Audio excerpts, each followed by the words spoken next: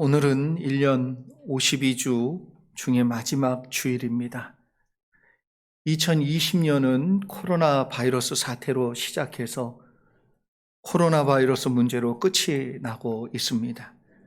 정말 2020년은 코로나 바이러스와 전쟁을 치룬 그런 한 해로 기억이 됩니다. 코로나 바이러스는 많은 사람에게 아픔을 주고 슬픔을 주었습니다. 마음의 공포와 두려움과 절망을 안겨준 끔찍한 사건입니다. 일상의 기쁨을 모두 파괴하고 무너뜨린 사건입니다. 그럼에도 불구하고 이 끔찍한 기억으로 남는 2020년이 앞으로 4일밖에 남지 않았습니다. 4일 뒤에는 역사 속으로 사라지는 그러한 시간이 될 것이고 2021년도 새해가 시작이 됩니다. 그래서 사람은 과거의 아픔에 집착하기보다는 희망찬 미래와 소망에 더 집중할 때 아픔도 잊게 되고 새로운 마음으로 새로운 출발을 시작하게 됩니다. 새로운 회기에 우리 교회는 말씀 위에 굳게 서자라는 표어를 정했습니다. 표만 정한 것이 아니라 구체적인 실천 내용을 성경 읽기, 쓰기, 암송하기 캠페인을 펼치려고 합니다. 새해에는 교회 모든 가족들이 하나님의 말씀 위에 굳건하게 세워져서 믿음 가운데서 크게 성장하며 또 승리하는 귀한 은혜가 우리 모두에게 있기를 간절히 바라고 소망합니다.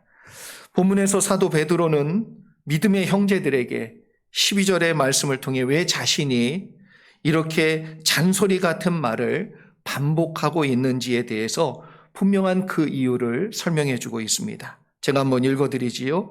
그러므로 너희가 이것을 알고 이미 있는 진리에 서 있으나 내가 항상 너희에게 생각나게 하려 하노라.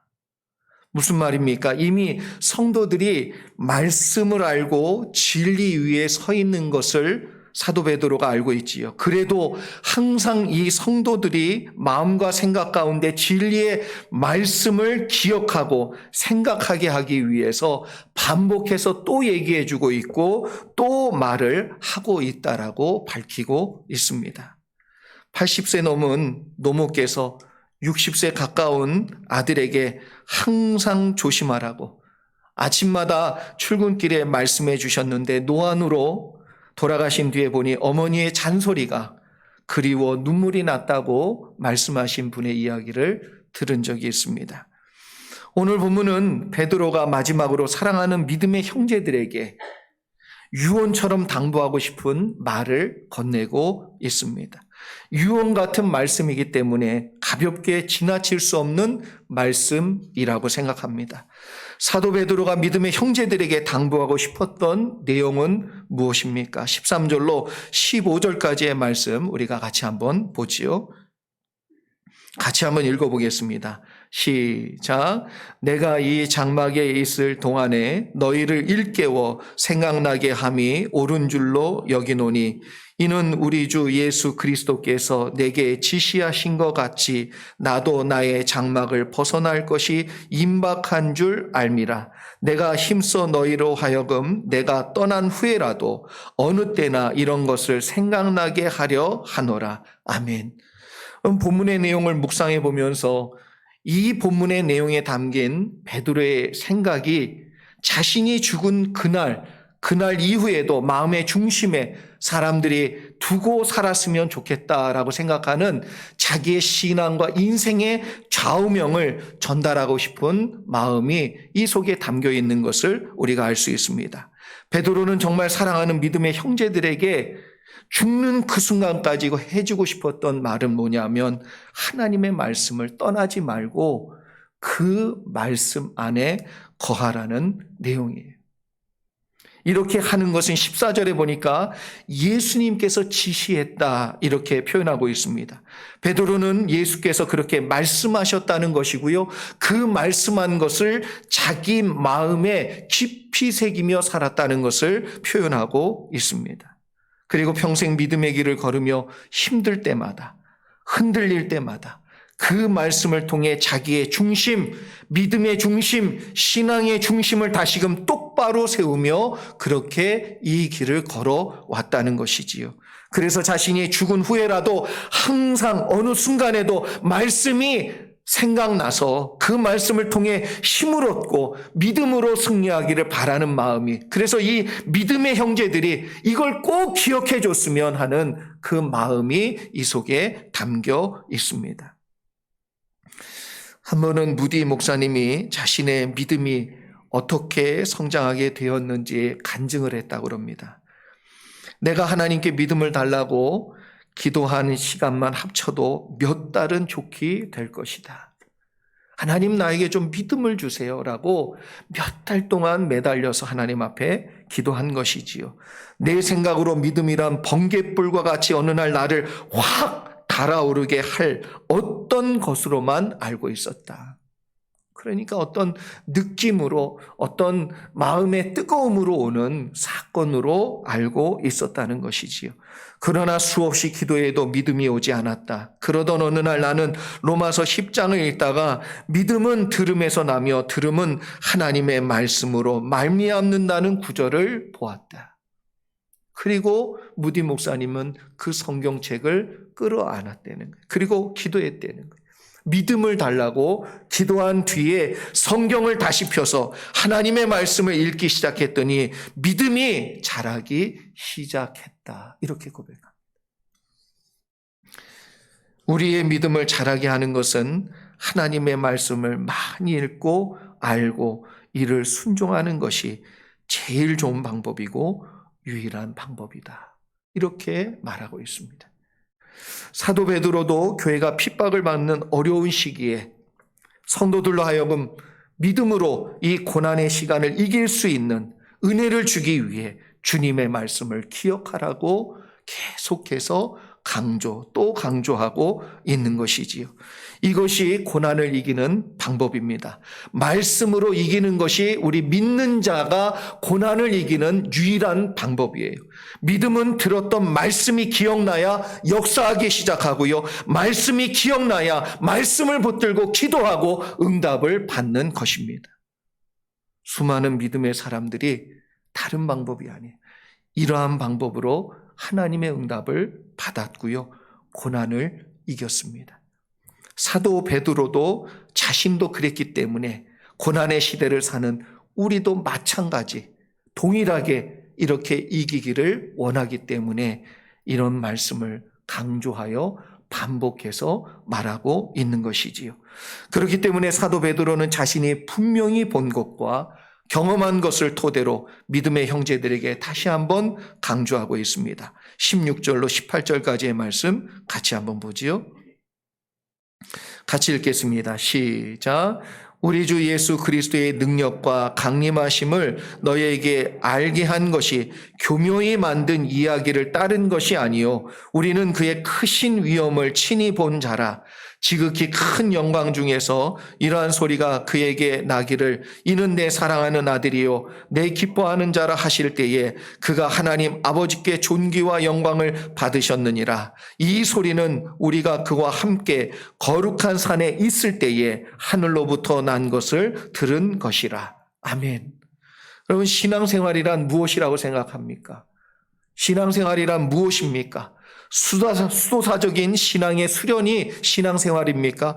도를 깨닫는 과정이 신앙생활입니까? 새로운 지식을 얻고 추구하는 학습의 과정이 신앙생활입니까? 여러분, 신앙생활이란 사도 베드로의 말을 빌어 표현하자면 예수님을 늘 생각하는 거예요. 예수님이 하신 말, 예수님이 하신 행동, 예수님이 보여주신 그 내용을 늘 생각하는 거예요. 그게 신앙생활입니다. 본문에서 베드로는 예수님께서 하신 말과 일들을 생각했습니다. 그때의 상황과 내용을 또렷이 기억하며 예수님을 떠올리고 있다는 거예요. 또한 변화산에서 하늘로부터 예수님을 향하여 들었던 음성을 생생하게 기억하고 있어요.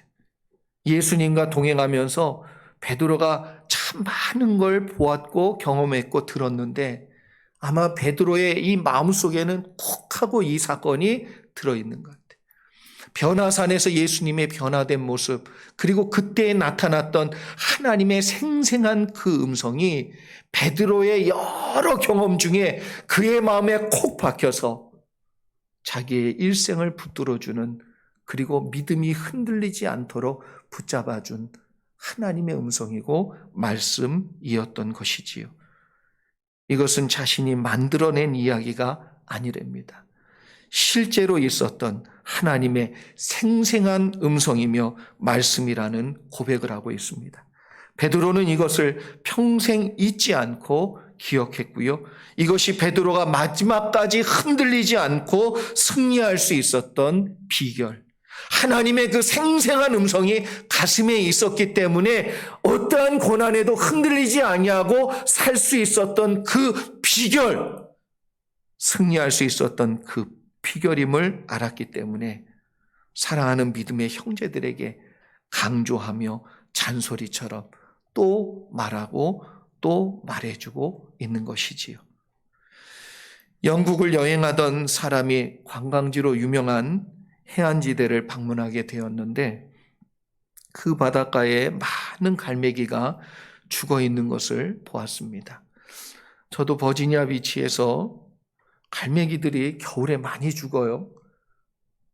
참 그 의미를 저도 잘 몰랐는데 보니까 그 사람이 죽은 갈매기 떼를 치우는 사람에게 물었다고 합니다. 이 많은 갈매기가 왜 죽게 되었습니까? 라고 물었더니 여기는 관광지라 여름 한철 사람들이 많이 방문하여 오는데 관광객들이 갈매기에게 이 빵과 그리고 과자와 사람이 먹는 음식을 준다는 말을 했어요. 갈매기들이 사람들 손바닥에 올라와서 그 음식을 먹는 그 모습이 너무 좋아서 사람들이 계속해서 먹이를 주고 또 먹이를 주곤 했다는 겁니다. 그런데 그것 때문에 이 갈매기의 입맛이 달라진 거예요. 그래서 내추럴하는 자연의 먹이를 먹고 살아야 될 갈매기가 사람의 음식에 길이 들여져 가지고 겨울이 됐는데 그걸 못하는 거예요. 그 습성을 잃어버린 거예요. 그래서 겨울이 되어 관광객들이 발길이 뚝 떨어지면 갈매기들도 별 수 없이 굶어 죽게 된다는 겁니다. 어느 누가 갈매기를 죽이려고 이 나쁜 마음 가지고 과자를 먹였겠어요? 그렇지 않지요. 갈매기를 향해서 총을 쏘는 사람은 진짜 나쁜 사람이겠지요. 그런데 음식을 주는 사람을 누가 나쁘다고 얘기하겠습니까? 인간의 음식이 결국 갈매기를 죽게 한 것인데 이 생각을 미처 사람들이 못하는 거지요. 네. 이렇게 될 거라는 생각을 못한 것입니다. 결과적으로는 그러나 인간이 준 음식 때문에 갈매기들이 떼죽음을 당하는 거예요. 갈매기가 먹어야 될 음식은 따로 있습니다. 갈매기는 갈매기의 방식으로 살아야 살 수 있고요. 그런데 사람들은 나름대로 선을 베푼다고 음식을 주고 나누어 주었는데 그것이 도리어 먹지 말아야 될 음식이었고 그 음식 때문에 갈매기는 결국 죽임을 당하게 된 거지요. 믿음의 사람은 분명히 떡으로만 사는 것이 아닙니다. 믿는 사람은 꼭 하나님의 말씀을 먹어야 살 수 있습니다. 그래서 영의 음식이 따로 있고 육의 음식이 따로 있는 거예요. 기독교 사회학자 연구에 따르면 4주만 교회 나오지 않으면 하나님의 존재가 안 보인다고 얘기합니다. 온라인 예배는 제외입니다. 온라인 예배는 드리잖아요. 예배 드리잖아요. 4주간 교회 나와서 예배를 안 드리면 사람들 마음속에 하나님이 있나 없나, 저는 좀 더 심하게 얘기하면 여러분 작심삼일이에요. 사람은 3일 지나서 하나님을 생각하지 아니하고 하나님 말씀을 생각하지 아니하고 예수 그리스도를 생각하지 아니하고 기도하지 아니하고 3일 딱 지나면 내가 믿는 사람인지 안 믿는 사람인지 구별 안 가요.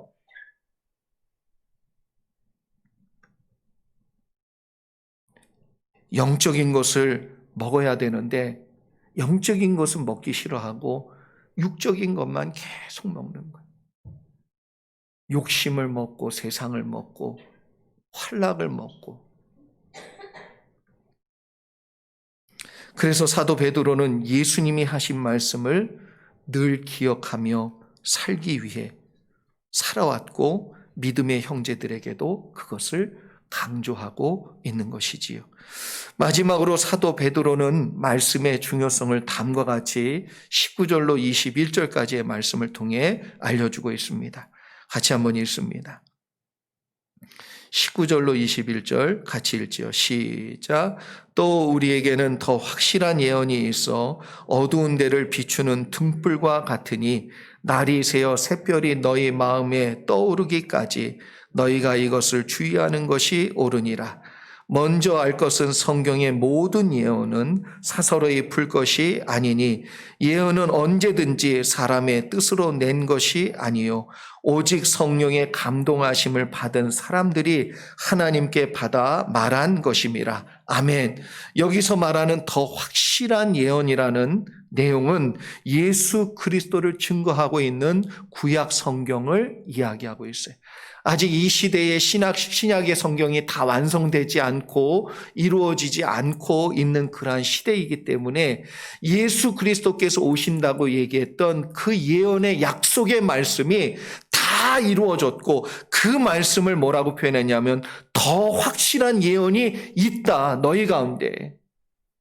우리에게 적용해서 말하면 성경 말씀이 여러분 더 확실한 예언이에요. 그래서 예언기도 받으시면 안 됩니다. 미래가 불확실하고 두렵고 알아요. 앞이 캄캄하고 진짜 지금 코로나 바이러스 사태 때문에 내 미래가 어떻게 될지 불안하고 다 압니다. 그런데 여러분 우리의 미래는 하나님이 책임지신다고 분명히 더 확실한 예언의 말씀으로 이미 약속해 주신 줄 믿습니다. 어떤 것이 더 필요하냔 말이에요. 내 미래의 두려움을 씻어내기 위해서 예언기도 받는 것보다 더 확실한 예언은 하나님의 약속을 붙드는 건데 더 분명한 예언이 무엇이 있냔 말이에요. 사도 베드로는 그래서 성경이 더 확실한 예언이라고 분명히 말씀하고 있습니다. 성경 말씀이 여러분 그래서 예언보다 더 확실한 하나님의 뜻이 담겨져 있고요. 우리에게 어떻게 살아가고 무엇을 믿고 붙들고 살면 되는지 분명히 가르쳐주고 있습니다. 그래서 19절에 이 예언은 어두운 데 비추는 등불과 같다 이렇게 말씀하고 있어요. 우리의 앞길이 캄캄하고 어둡고 그 미래가 불안해서 마음에 두려움이 있지만 이 말씀, 더 확실한 이 예언의 말씀을 내가 붙들고 살면 2021년도가 내 앞에 어두운 밤처럼 내 앞에 있을지라도 어두운 데를 비추는 등불이 있기에 그 길을 헤쳐나가고 이기게 될 줄 믿습니다. 어둠 속에 비추는 등불을 대하듯 그래서 말씀을 주의하여 보라. 주의하여 보라. 이렇게 권면하고 있지요. 본문에서 말하는 이 주의하다라는 이 내용이 헬라어로 보니까 프로세코라는 말인데 이 말은 누구누구에게라는 프로와 그리고 듣다라는 에코가 합쳐진 말이에요. 그래서 누구에게 집중하여 그 말을 듣는 거예요. 누구의 말씀으로? 하나님이 말씀해 주시는 것으로 내가 듣고자 하나님의 음성처럼 귀를 기울여 그 말씀을 듣는, 그리고 그 말씀을 들어야 한다라고 가르쳐주고 있는 것입니다. 여기까지는 우리가 성경을 읽거나 쓰거나 암송할 때 필요한 우리의 노력이에요. 이건 우리가 반드시 해야 됩니다. 그러나 더 중요한 거 한 가지가 더 있는데 그게 뭐냐 하면 성경은 성령의 감동으로 쓰여졌다는 거예요. 그래서 사사로이 풀면 절대로 안 된다고 말씀하고 있어요. 그래서 이 사사로이 풀면 안 된다는 말씀 때문에 성경을 사사로이 안 읽어. 풀면 안 된다고 그랬지 읽지 말라고는 한 적이 없으신데 안 읽어. 사사로이 풀면 안 된다고 그래서 안 읽어요, 안 읽어. 네? 여기서 얘기하는 이 사사로이 풀면 안 된다는 이 뜻은 사람의 노력으로 뜻으로 풀 수 있는 말씀이 아니라는 거예요. 사람이 애쓴다고 깨달아지는 말씀이 아니라는 거예요. 사람이 애쓰고 노력해서 알게 되는 말씀이 아니고 깨닫게 되는 말씀이 아니기에 성령이 역사해야 이 말씀이 깨달아지고 열려지게 되고 주님의 음성으로 듣게 된다는 거예요. 여러분, 오직 성령의 감동과 은혜가 있을 때 비로소 하나님의 말씀으로 우리 가운데 들어와 역사하시는 줄 믿습니다. 그래서 거룩하고 포배로운 말씀으로 우리를 살리시지요. 성령을 의지하시기 바랍니다. 그리고 성경을 읽으시는 여러분에게 이와 같은 은혜가 2021년도에 활짝 열리기를 축복합니다. 코끼리가 지혜로운 동물이라는 것은 음식 먹는 것을 보면 알 수 있대요. 우리가 겉으로 보면 등치가 크니까 미련하다 이렇게 생각하는데 여우 그러면 똑똑한 것 같고 코끼리 그러면 미련한 것 같지요? 아니에요. 코끼리가 먹는 것 하나만 봐도 얼마나 지혜로운 동물인지 알 수 있답니다. 코끼리는 이빨을 튼튼하게 하기 위해서 일부러 딱딱한 특히 대나무를 잘 먹는데 거기에 필요한 영양소도 들어있지만 특별히 이 이를 단단하게 그래서 이게 나오는 거 아니에요. 잘 모르셨지요? 그래서 이 대나무를 으깬 다음에 코로 말아가지고 먹는데 그냥 입으로 우지직 이제 씹어가지고 먹는답니다. 그래야 이가 튼튼해진대죠, 이빨이.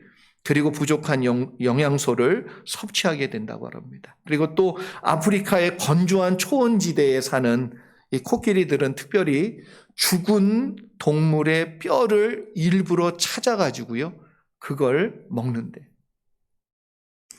동물의 뼈를 일부러 그걸 씹어서 먹는답니다. 왜 먹을까요? 칼슘 보충하기 위해서. 칼슘이 부족하게 되면 이 육중한 몸을 지탱할 수 없고요. 뼈가 쉽게 부러지거나 뼈가 부러지게 되면 정글에서 생존의 위협을 당하기 때문에 코끼리는 당연히 그냥 본능적으로 그 뼈를 씹어서 먹는데 육식동물이 아님에도 불구하고 그 뼈는 씹어서 일부러 먹는데 불편하겠지요. 육식동물이 아닌데 그 뼈를 씹어 먹으려니까 얼마나 힘들겠어요. 그러나 생존을 위해서 하고 있다는 거예요. 마찬가지입니다. 그리스도인의 영적 건강과 생존은 어떤 음식을 먹고 있느냐에 따라서 다르다는 거예요.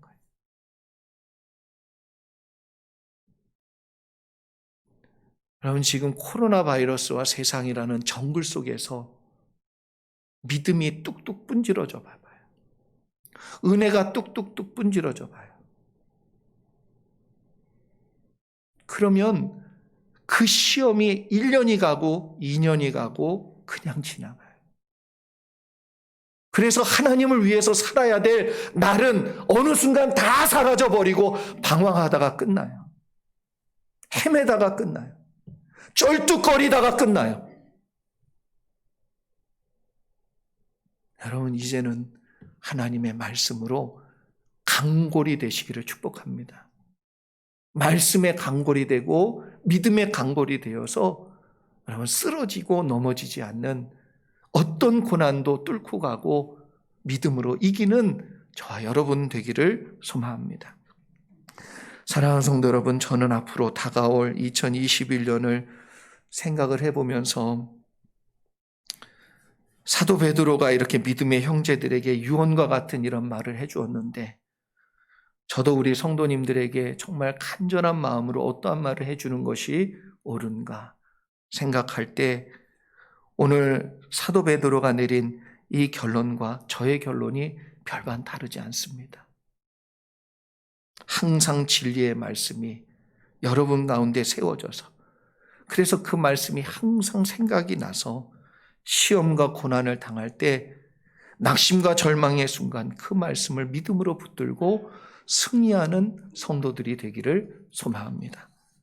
2021년도 새로운 새해가 여러분들 모두에게 이 성경 캠페인을 통해 참여하는 모든 심령들 가운데 성령의 감동이 있기를 기도하겠습니다. 그리고 성경을 읽고 쓰고 암송할 때마다 주님의 말씀이 여러분 가운데 기억나서 사도 베드로처럼 이기며 초대교회 성도들처럼 승리하는 우리 모두가 되기를 주의 이름으로 축복합니다. 기도하겠습니다.